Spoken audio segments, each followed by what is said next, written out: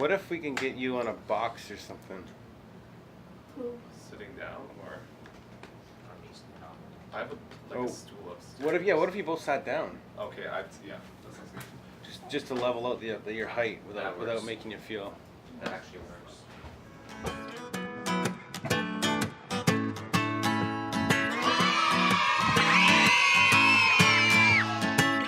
Hi guys, my name is Ben, And I'm Jake. and welcome to Ben and Jake's Creative Takes.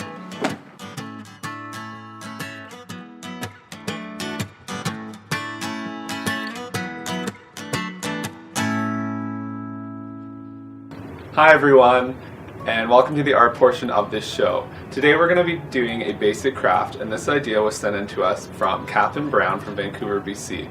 It's going to involve learning a bit about Claude Monet, and if you guys don't know who he is, here's a little biography to start you off. Claude Monet was born in Paris, France on November 14, 1840. Monet became known as an Impressionist, a title derived from his paintings Impression Sunrise. The work has an unfinished look which was very different from the paintings of artists who lived before him. The brushstrokes were lively and spontaneous, capturing the feeling of the moment. Sometimes he would paint the same object over and over again, but at different times of day or year. Examples of these works include his haystacks, morning views of the Seine, and the Rhone Cathedral. He was most famous for his celebrated series of water lilies. So now that we know a little bit about Claude Monet, we're actually going to do a craft that's based off of his water lilies. So today we're going to be working with the three primary colors. So can anyone tell me what the three primary colors are?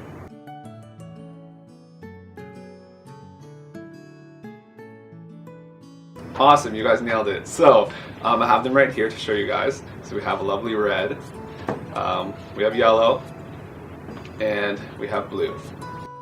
Believe it or not, you can make an entire artwork using these three colors just by mixing. So, can anyone tell me what red and yellow make when mixed? Awesome, sounds good. Can anyone tell me what blue and yellow makes? Yes. Now, can anyone tell me what red and blue make? Good job, guys. So, what we're gonna do is, first we're going to get a nice white piece of paper, and from there we're going to take our masking tape, which you can find around the home. If you don't have any, you can just ask mom or dad. And we're going to cut it into little rectangle shapes. And we are going to lay it on the piece of paper, and this is what's going to create our negative space.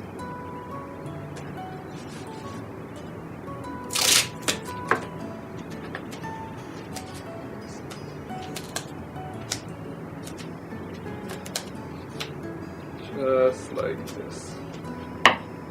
So, and this is actually going to form the bridge that Monet used to walk over and look at his lilies from. So, I've only done 2 strips here, but what we want to do is create a shape that looks like this. So, a bridge shape of him walking over, and then this would be his lilies, and this would be the sky. So, now the fun part begins. Where we get to take our blank piece of paper, and we get to fill it in using our fingers, because those are going to act as our brush today. So I already have my colors all laid out for me here. So I've red, blue, and yellow, and I'm going to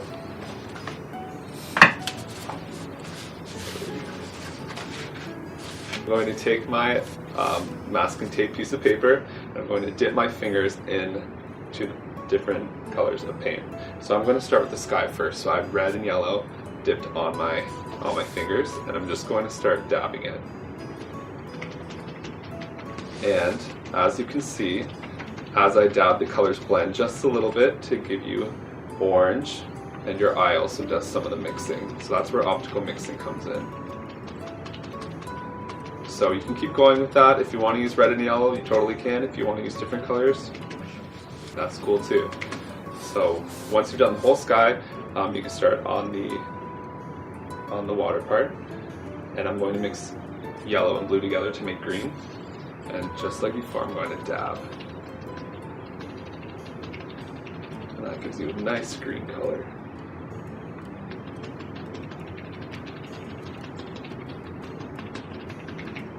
And make sure that when you are dabbing, you go right up and over the masking tape.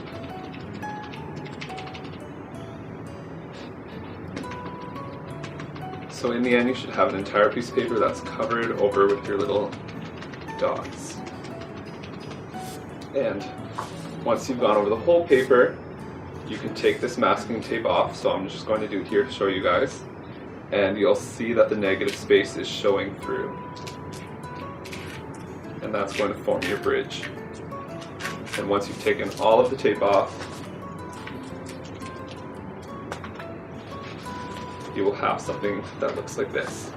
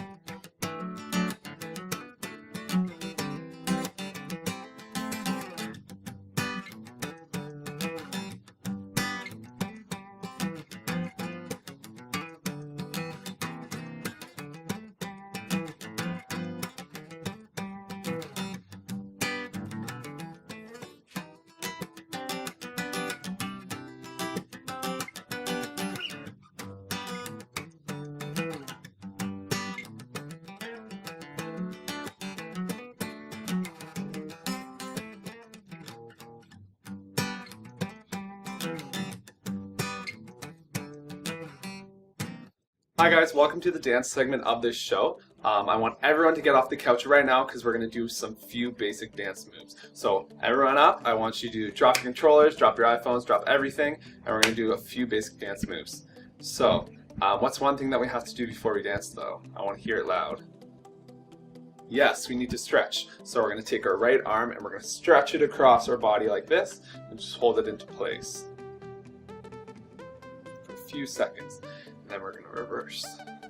So you can count 1, 2, 3, 4, 5. Awesome. Now we're going to take our left arm and we're going to bring it over and reach to the opposite wall. 1, 2, 3, 4, 5. And now we're going to do it with the other arm. So 1, 2, 3, 4, 5. Awesome. So now that we're done stretching, we're going to go and learn our first dance move. So our first dance move is called toes in, toes out. So what part of the body do you guys think we're going to be working today? Exactly, our toes. So what we're going to do is that we're going to start with our toes or our feet shoulder width apart, and we're going to have a slight bend in our knees. And we're going to have our toes facing the corners of the room. So one to the right and one to the left. So that's our first position. So after that, we're going to move into our second position, which involves bringing your toes in so that they're touching and your heels are going to stick out. So it should look something like this. So now that we have our second position, we're going to go back to our first. So your toes go out, then back in, then out again. So it should look something like this. There we go. So again, you can go up straight with it if you want. You can bring it down low and just bend your knees a bit more. It's totally up to you guys.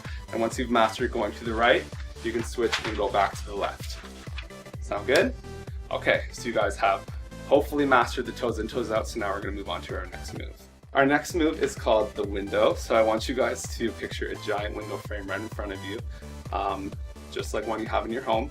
And I want you to take your right arm and you're going to be opening the window just like you do at home. So you're going to grab the side of the window and you're going to pull it open. But as you pull it, you're going to lean towards the hand that you stick out. So if my right hand's sticking out to the left, you're going to lean towards the left. And then after that, you're going to reverse the move. So grab the window and pull it and lean. Grab and pull. Grab and pull. And the quicker you do this, the more you can lean with it. And after you do that a few times, you don't necessarily have to grab the window with a big hand. You can just leave it as a fist. And then you just keep going and going, quicker and quicker. Sound good? Awesome. Our next move is called the swim move. So just like how we swim to the front, we're now going to swim down. So We're going to start with our feet shoulder width apart, and we're going to raise our right knee and bend our left. So, and as we're doing that, we're going to swim down with our arms.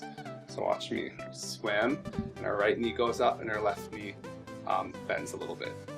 And then now we reverse it. So left knee goes up, right knee bends. Swim, swim, swim. You can repeat that in your head as you keep going. And the quicker you are, the better it looks. And see how my body's crunching a little bit as I lift my knee up. There we go. Awesome, you guys are doing great. So once you've done that a bunch of times, you just have mastered your third dance move. So congratulations. So we just did 3 basic dance moves, and now we're gonna do a little recap in case you guys missed any of the parts.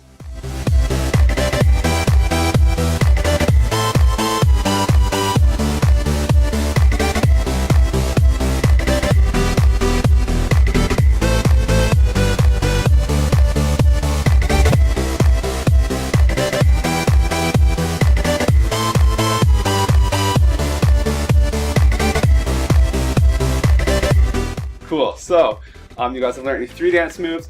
You can practice.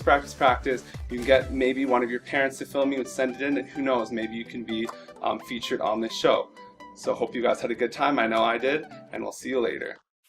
Hi guys, welcome to the 1 minute make part of the program where I teach you guys how to do something in under a minute. So today we're going to be learning how to do these, or how to make these cool, awesome juggling balls. What you need for this craft is that you need a pair of scissors, 2 balloons, a pile of rice, and a piece of cling film or saran wrap. And since this is a minute make, we also need the timer, which is why I'm here. I'll be watching the timer to make sure Ben stays within a minute. Fingers crossed. So here we go. Okay, ready? Yep.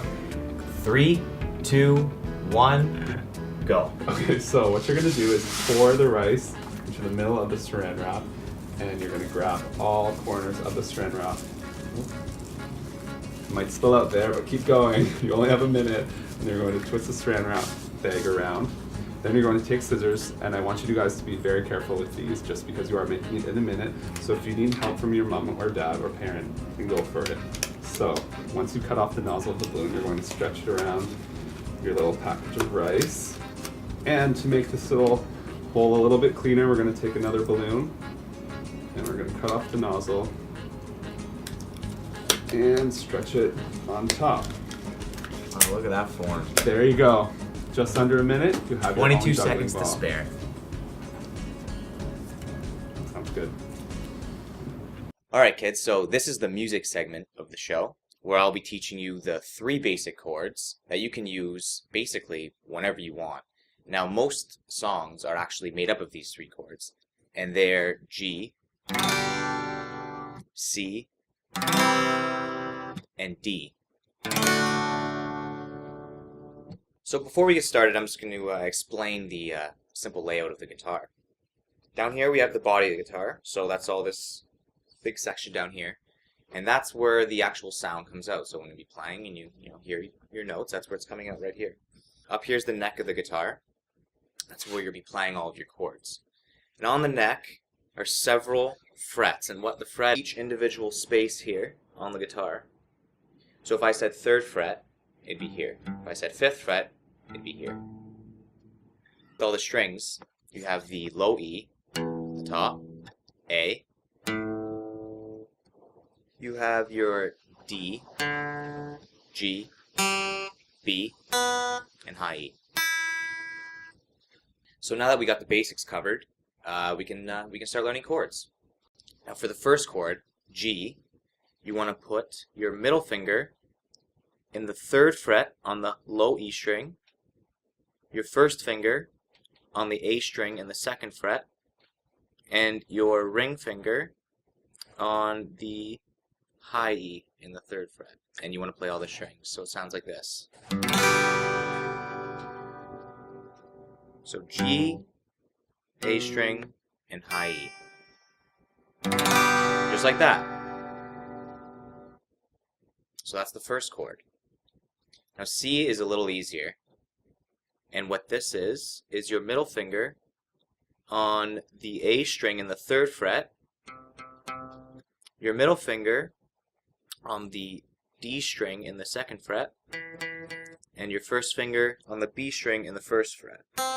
And you want to play all 5, not playing the low A E string because we don't need that in this chord. So it sounds like this. So that's easy enough. And for the last chord, D, which is actually, not as difficult as the first two, is your first finger in the second fret on the G string, your second finger in the second fret on the high E, and your ring finger on the B string on the third fret. And you want to play all 4 strings, excluding the A and the low E. So it sounds like this.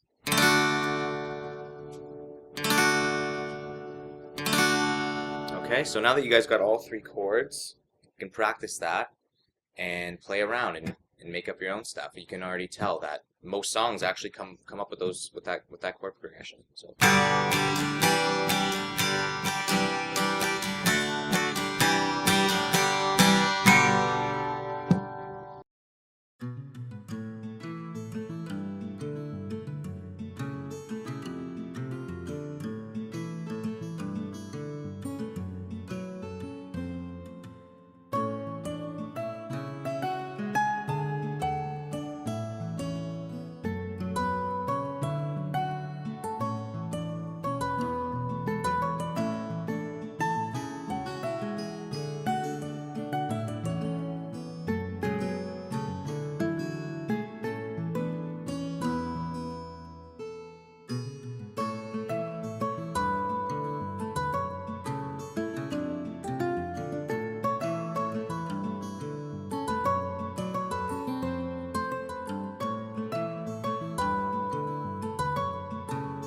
Well, that's all the time we had for today, guys.